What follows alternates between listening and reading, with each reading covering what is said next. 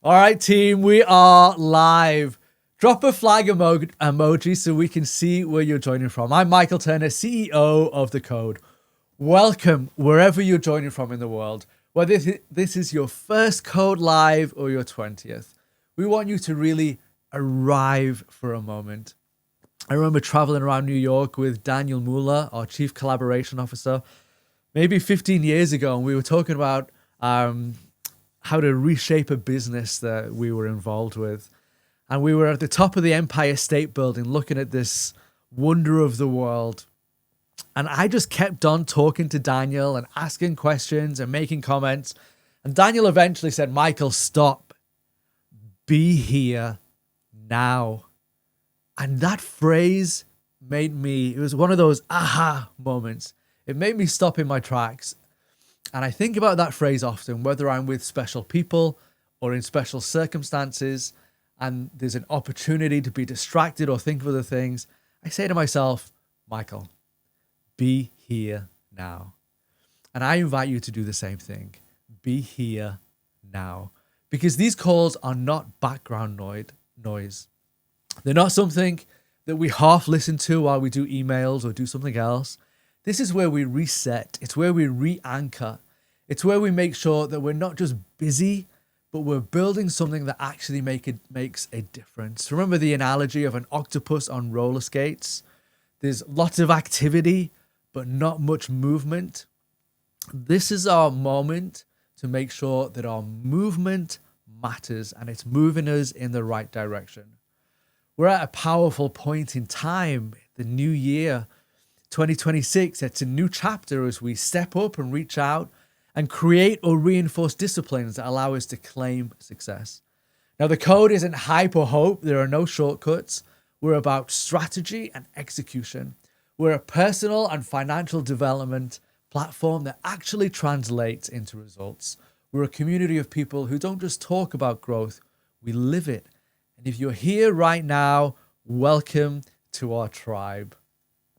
Now, when we talk about how to take over the world in 2026, it's not about ego or vision boards or just noise. It's about mastery of thinking, mastery of habits, of time, mastery of the systems you plug into. Because the people who control their world are the people who think clearly, who play the long game, who understand how influence, leverage, consistency, and networking actually work. So the question for 2026 is simple. Will you be intentional or will you be reactive? Now, I'm genuinely excited about today's guests. Some people motivate you for a moment. Some people entertain you. And some people actually change the way you see things. Our code trainers sit firmly in the third category. And today's code trainer, Ben, does exactly that. He's someone who studies history, power, systems, and human behavior, not from a motivational meme perspective, but from a strategic one. He understands how great thinkers, builders, and leaders have shaped the world. And more importantly, how those principles apply right now in the environment that we're operating in. So today, he's here to help us think differently about some skills to embrace in 2026 that allow us to position ourselves intentionally for the future that we want. So my ask of you is simple. Put distractions away. Be present. Be here now. Listen. Take notes. Not just for information, but for insight. Because one idea applied consistently can change the trajectory of an entire year. So let's lean in. I'm excited for this conversation, and I know it's going to add real value to our community. So please help me welcome back to the code, Mr. Ben Wilson. Ben, over to you. Thank you, Michael, and hello, Code. It's good to be with you again. For those of you who haven't been to one of my trainings yet, my name is Ben Wilson. I'm the host of How to Take Over the World, a podcast focused on the lives of the greatest leaders of all time throughout history and what we can learn from them. And today, I want to talk about something that I think will be very relevant to you and your work at Code, and that is networking. And I want to talk about it in the context of a man I have been studying recently, and his name is Andrew Carnegie. All right, Andrew Carnegie basically invented the modern steel industry, and he was, for a time, the richest man on planet Earth. He lived in the late 1800s, early 1900s. He was a poor Scottish immigrant in the United States who worked his way up to unbelievable, phenomenal success. And what I find most interesting is that Carnegie was a part-time billionaire. All right? Let me reiterate that. A part-time billionaire. He became a billionaire while working part-time, sometimes as little as 2 hours per day. All right? And not just a billionaire, but the richest man on planet Earth. Okay? How? How does someone become the richest person on planet Earth while working part-time? I found this very, very intriguing. And the answer is basically that he was a master networker. You might have heard the phrase that the value of your net worth is the value of your network. And that is certainly true. That was true for Andrew Carnegie. He had the most valuable network in the world. He was an unbelievable networker, and therefore he had the largest net worth in the world. He became the richest man on planet Earth. So that is how you become a part-time billionaire. You have the right network, the right people to hire as employees to oversee your business, the right people to do deals with, the right people to seek advice from. So I put together this training about what I learned from Andrew Carnegie about networking. These rules will go from most basic that anyone can use, how to get started on your networking journey, to most advanced. So the early rules are the ones you should start with. And then as you progress as a networker, you can move on to more advanced rules. All right. So number one, first rule of networking according to Andrew Carnegie is do impressive work. One of the quotes I love from his autobiography, he said, "The great aim of everybody should be to do something beyond the sphere of his duties, something which attracts the attention of those over him." All right. I think that's a very good concept.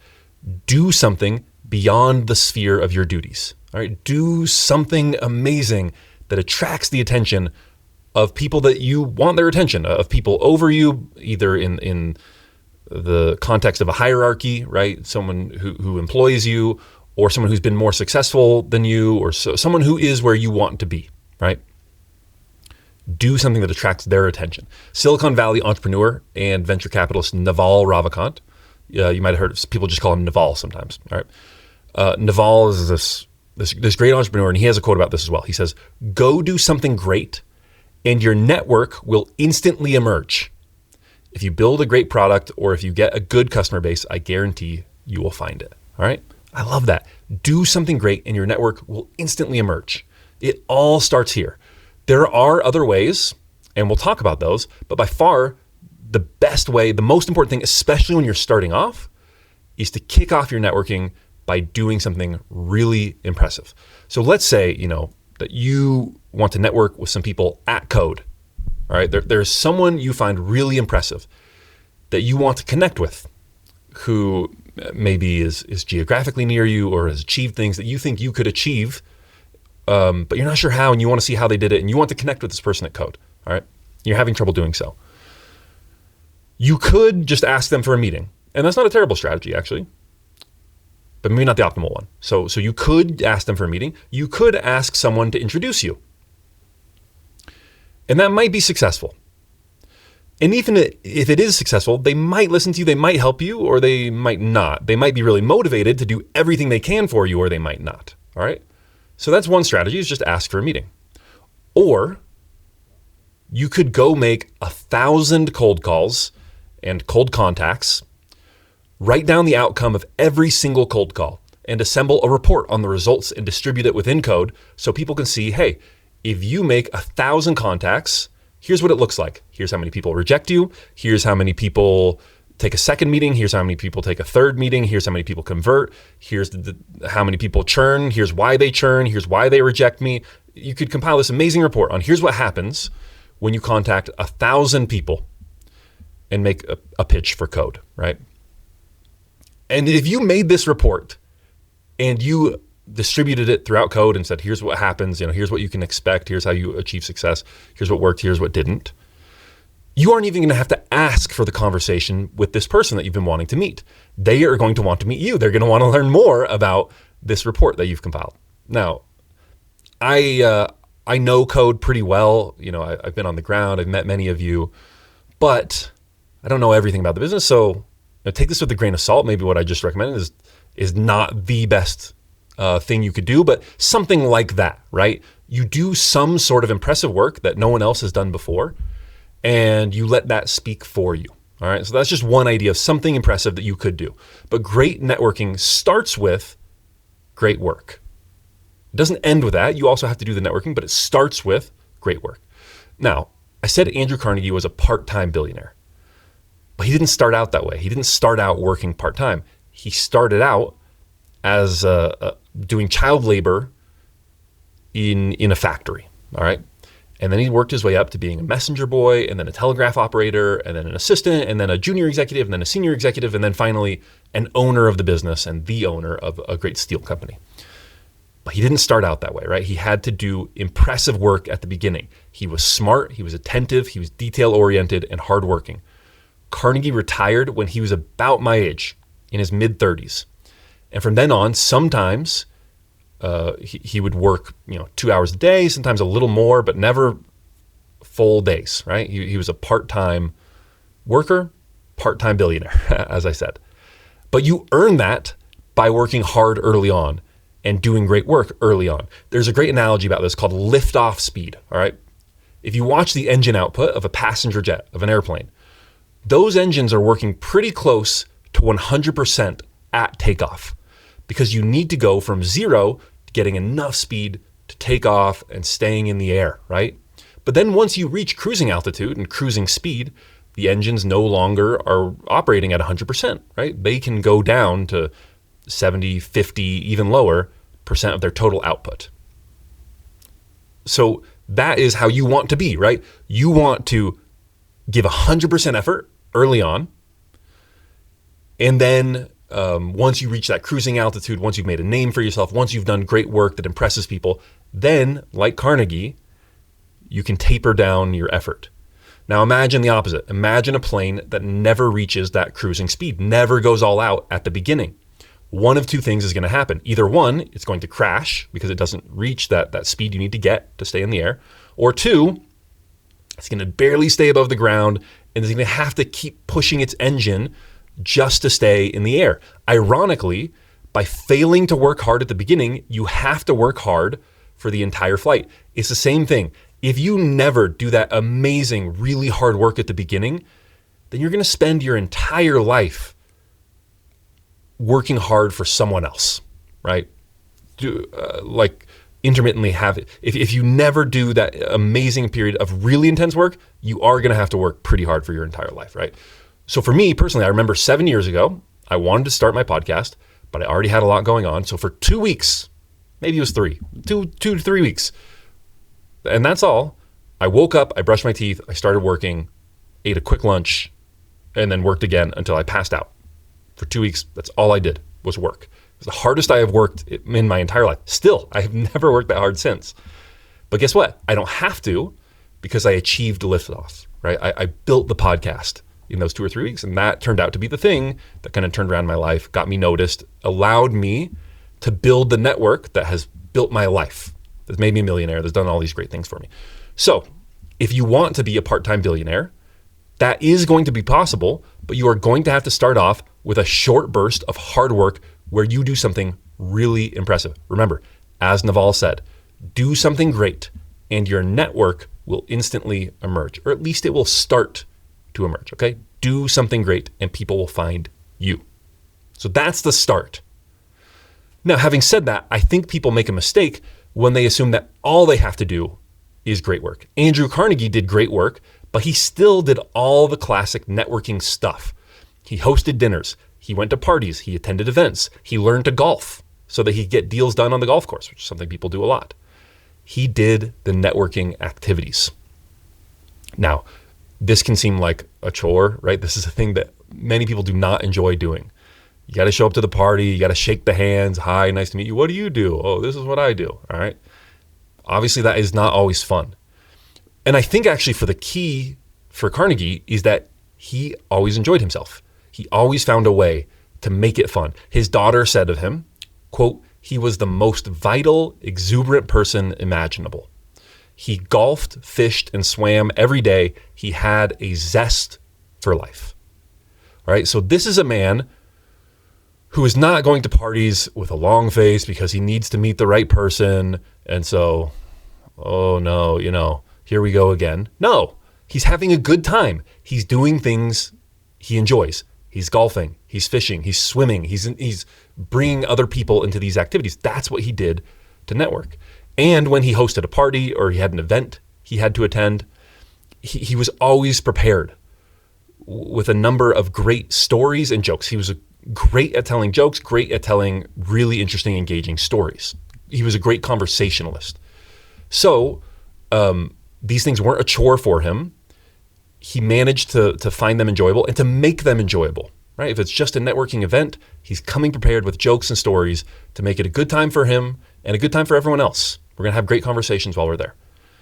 So in addition to doing great work, you also need to intentionally cultivate a network. And the best way to do that is to do the classic activities, right? Go to the events, host the dinners, go golfing, whatever, but do them in a way that you find enjoyable and find a way to make them enjoyable. Great. If you like golfing and you can make that part of your networking activities, then do that.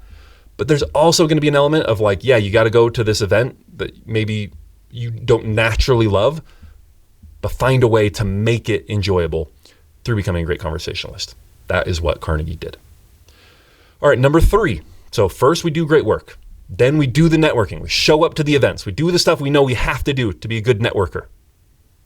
Number 3 is be shameless. Okay, shameless. Carnegie said, whatever I do, I must push inordinately.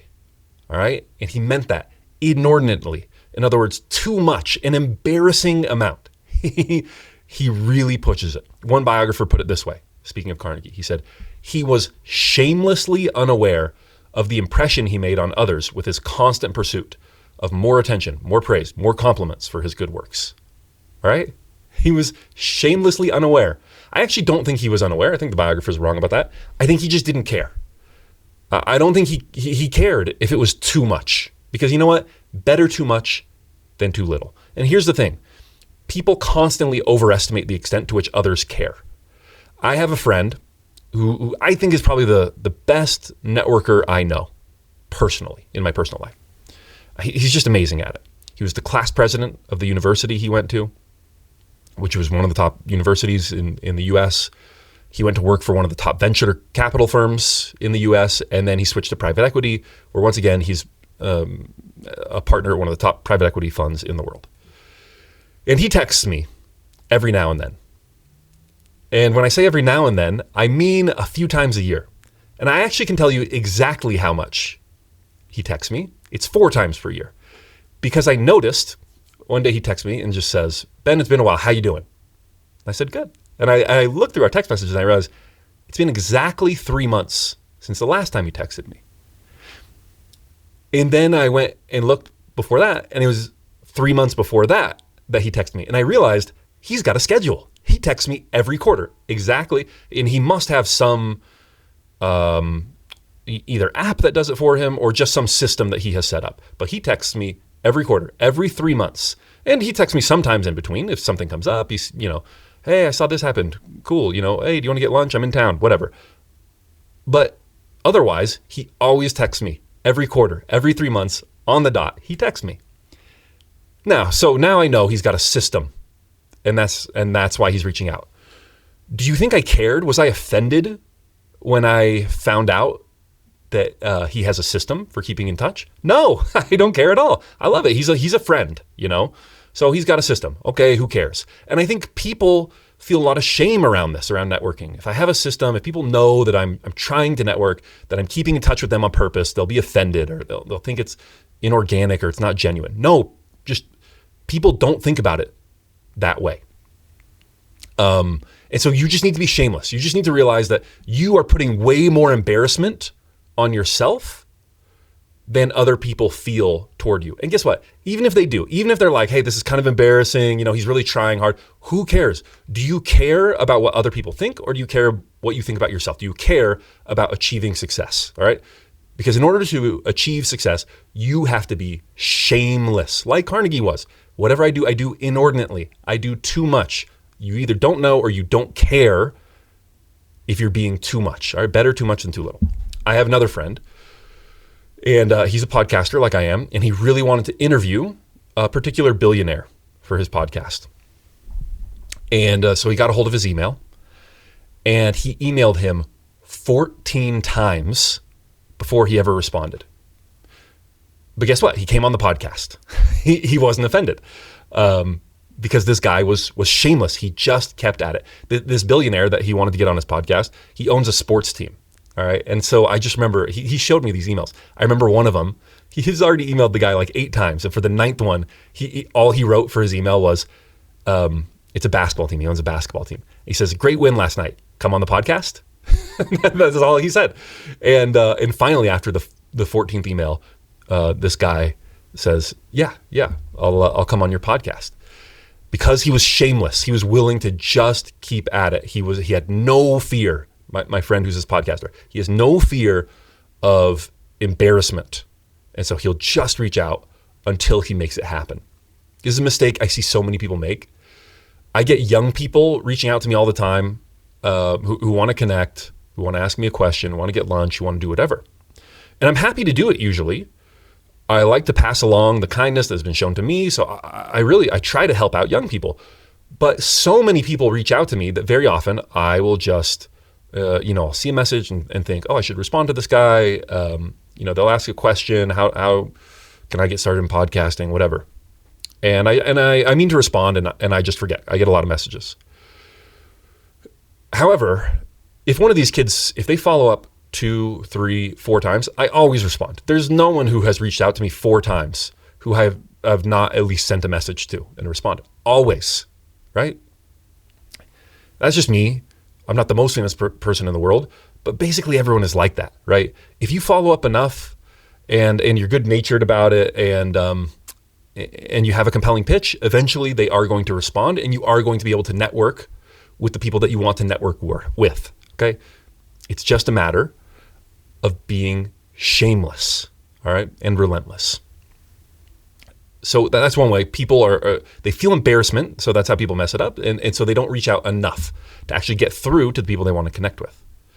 The other way people mess this up is they actually get their foot in the door with the right people, but then they are so afraid of actually doing anything with the relationship that nothing comes of it, right? I know so many people like this actually. They connect with the best person in their field and they get lunch with them or the person who could provide them with funding or whoever, the person that they have been wanting to connect with. They get through, they connect with them. But then they are embarrassed to say, hey, let's go get lunch or how you doing? Because this person is famous, they're busy. So you don't want to be the person bothering them saying, hey, how have you been? Are they really going to take the time to respond to you? But guess what? People want to connect with other people.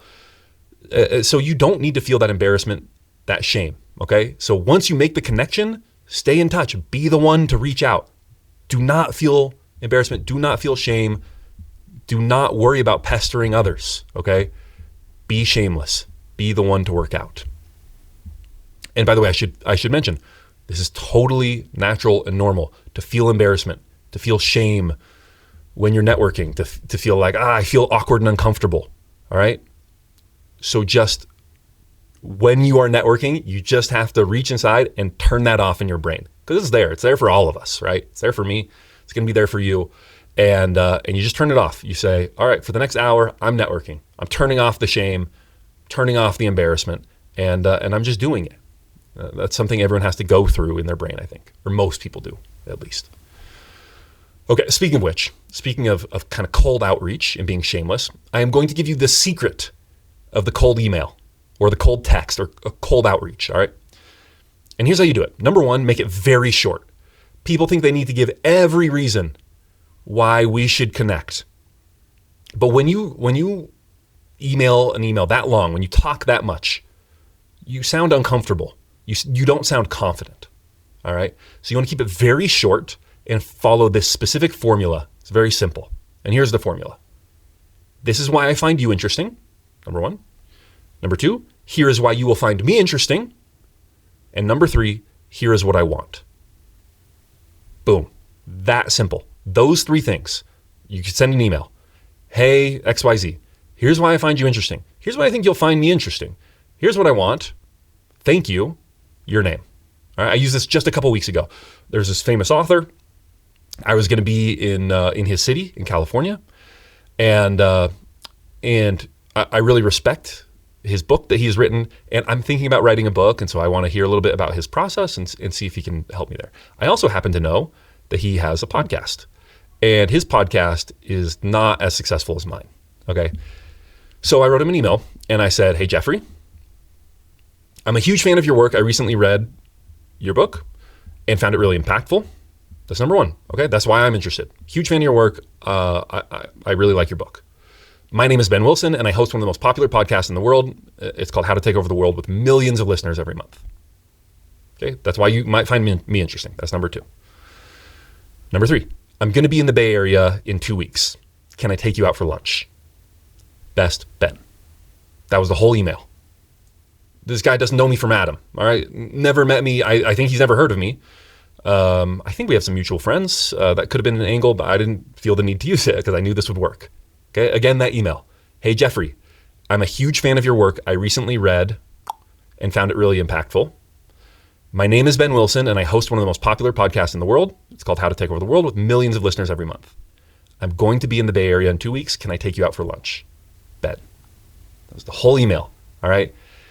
And I just fired that off without a second thought. Honestly, if I had thought about it more, I could have maybe optimized it a little more, but I kind of knew, like, this formula, it works. And sure enough, he got back to me within 24 hours, and he said yes, and we got lunch. Okay. Now you might think, okay, but I have so many things to say. I have so many interesting reasons why we should meet. Shouldn't I list all of those? Isn't that going to be more compelling? No, it's not more compelling. You seem nervous. You seem like you're trying to justify yourself. You can always explain more later. Just give the top reason that you're interested in them, top reason that they should be interested in you and what you want, and that's it. My COO, my chief operating officer for the podcast, he's the guy, he does all my ad sales. He reaches out to partners. He gets me on other podcasts. He does all the operations of the podcast. He works with my editor and my producer, so I don't have to worry about that. I can just focus on making my podcast. All right, my COO was reaching out to potential sponsors, and I gave him a list of potential sponsors that we wanted, and he said, these people aren't responding. Our pitch isn't compelling. They don't want to advertise with the podcast. And I said, well, let me see it. And I look at this email, and it says, we're a top history podcast. We get this many downloads. We have this demographic, which really matches the demographics of the people that you're wanting as customers. We get them in a good time frame. They're thinking about self-development, so they might be interested in your product. It's giving all these reasons. I said, all right, email them again. Just say this. Just say, we love your company and we love your product.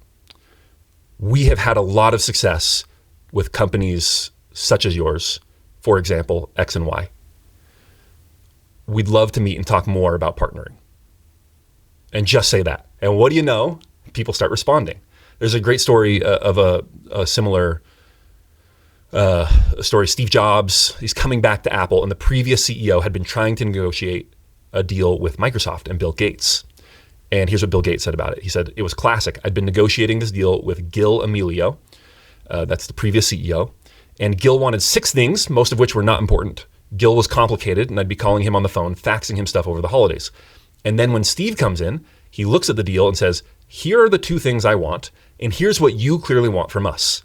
And we had the deal done very quickly. All right, that's Bill Gates talking about Steve Jobs. Again, it's just, here's what's the one thing you want, what's the one thing I want. That's it. You just got to make it simple. Okay, so if you're reaching out to someone, you want to network with them, remember that formula. Here's why you're interesting. Here's why I'm interesting. Here's the one thing that I want. And then be shameless about it. Be the one who reaches out. Be the one who suggests activities. Be the one who reaches out too much rather than too little. All right, number 4, the 4th way to network like Carnegie is to network outside of your field. All right. Andrew Carnegie didn't just network with other businessmen. He was a great friend and partner to to artists, writers, philosophers, academics, actors, actresses, all these other different types of people. And why? Well, partially because he just liked it, right? He liked and enjoyed spending time with them and discussing their ideas. He's a very curious person. But it also paid off handsomely because he had the thing that everyone else wanted.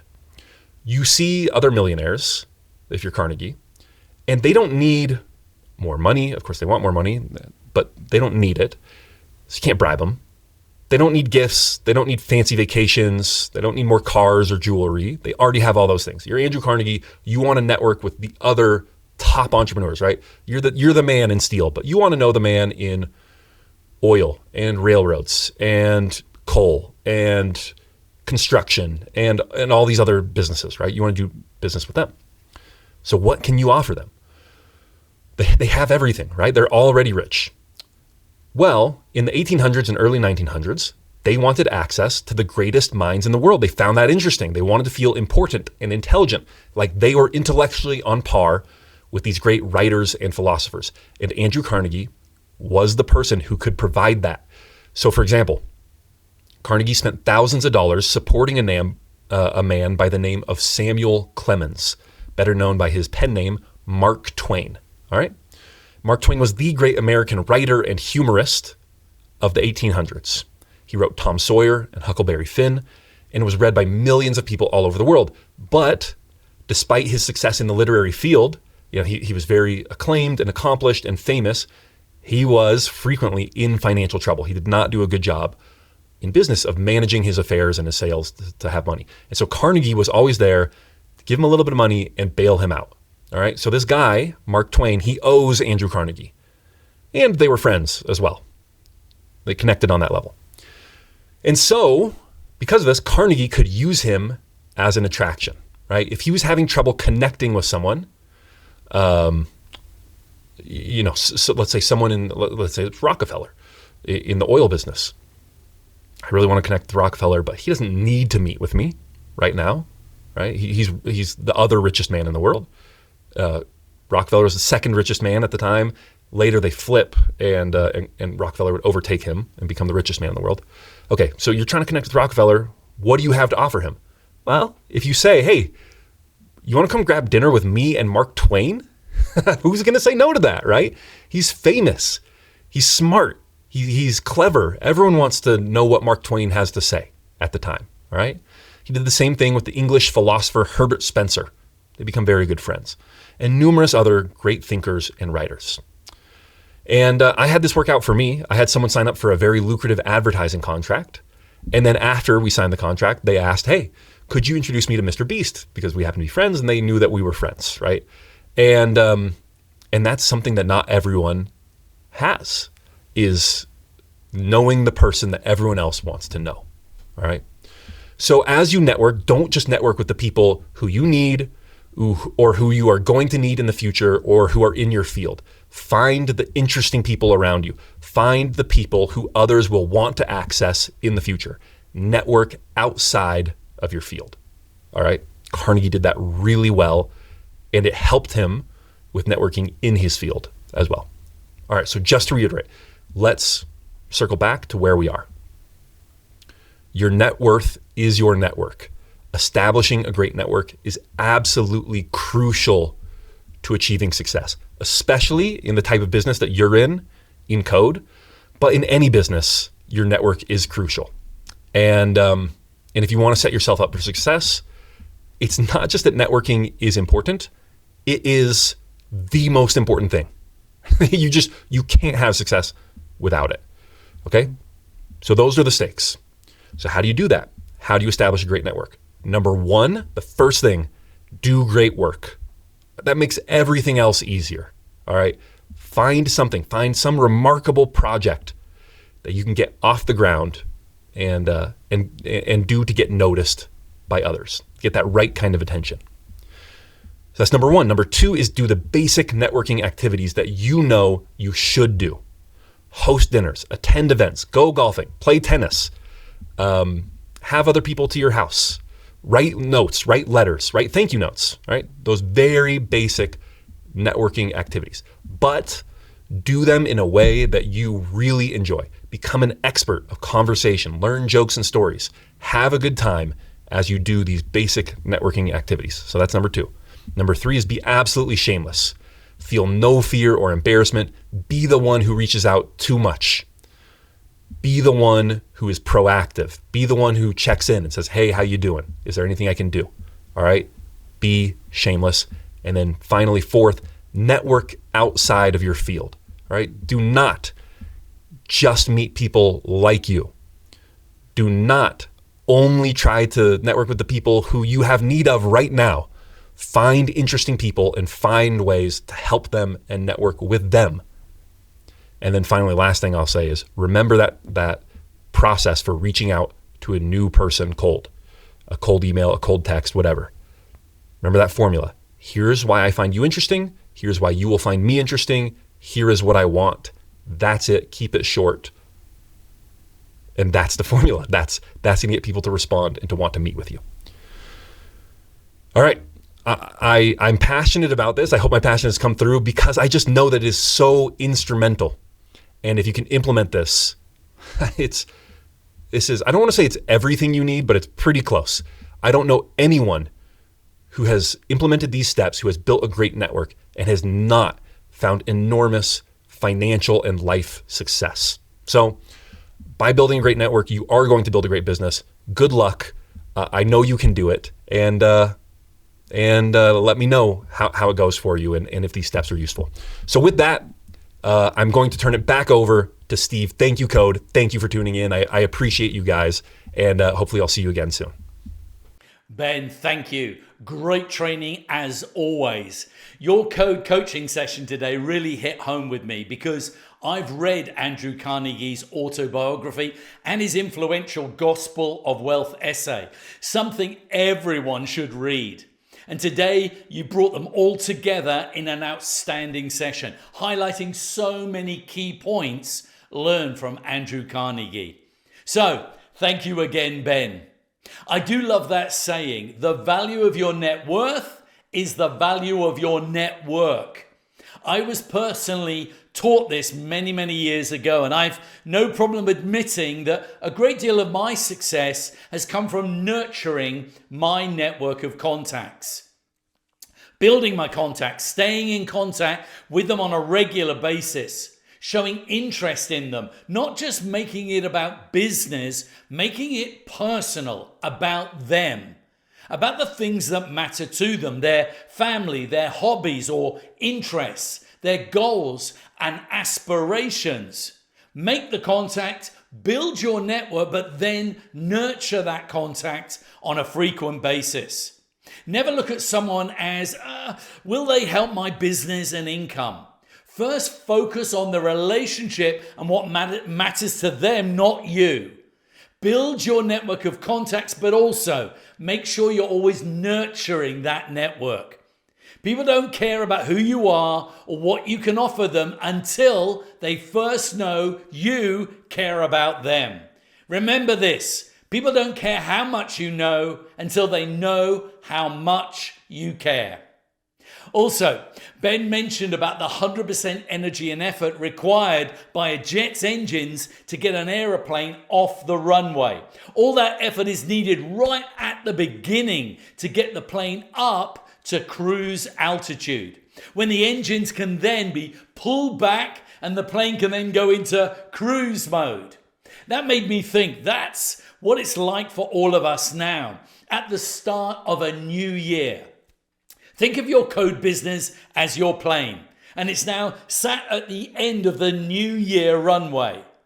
Don't be tempted to start your code plane with your engines only at 50% or less. You will never get your code plane off the ground.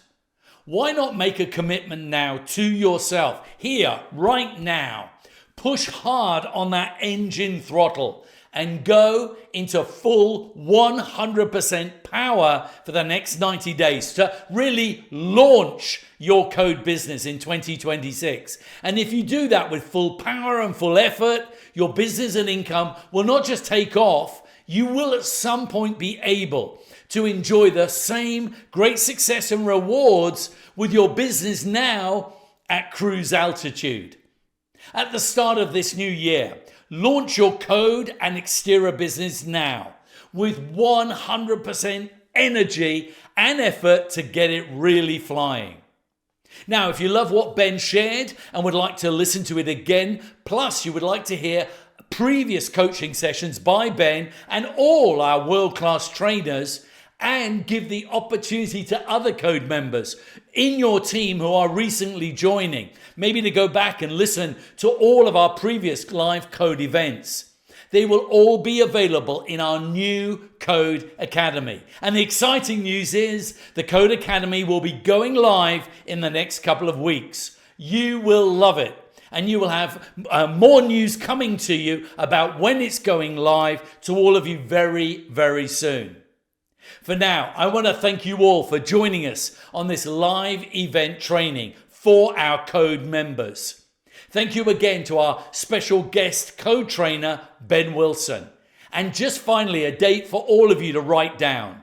Our next live Xterra educator call is on Sunday, the 25th of January, same time, 4 p.m. UK time. The link is always in your back office Xterra or Code dashboard. For now, from Michael and myself, have a great start to 2026. And we will see you all again very, very soon. Bye for now.